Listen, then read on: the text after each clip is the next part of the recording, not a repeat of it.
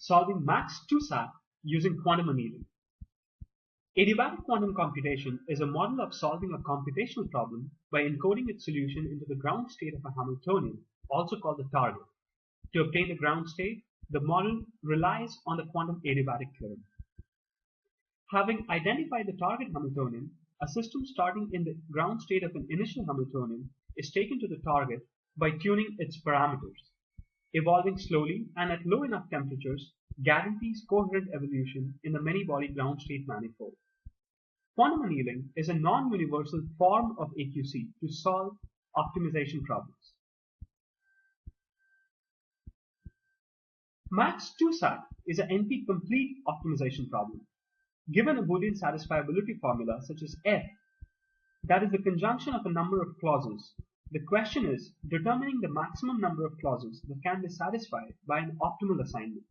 An important parameter in such problems is the clause density, defined as the ratio of number of clauses to variables.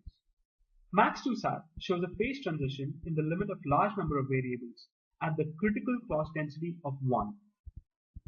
We solve MAX 2-SAT problems by first converting them to an equivalent Ising problem, and then using d-wave1 as a quantum annealer to obtain the ground state. d-wave1 implements finite temperature quantum annealing on up to 108 superconducting flux qubits. The qubits on the processor chip are laid out in a quasi-planar structure, and it operates at 20 microkelvins. Between the 108 working qubits, there are 255 programmable couplings. The annealing time is controllable, and the readout performs a sampling of the energy eigenstates of the target Hamiltonian. This output distribution is determined experimentally.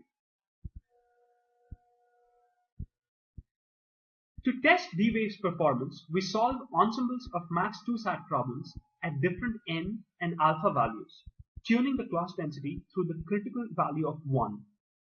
Each problem is annealed 100 times, and the percentage number of times we get the correct solution is the empirical success probability. The success probability is used to determine the solution time, defined as the amount of annealing time required to get one or more correct solutions. We also solve the same set of problems using AKMaxSat, which is a classical deterministic solver, and comparing the solution times find that at larger values of alpha, d-wave1 shows a favorable scaling with problem size.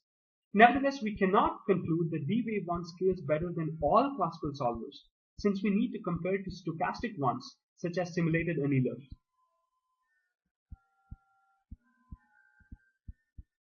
By comparing the rank difficulty of solving the same problem instance using both the methods, we show that essentially there are no correlations between the classical and quantum solvers, at least for this class of problems.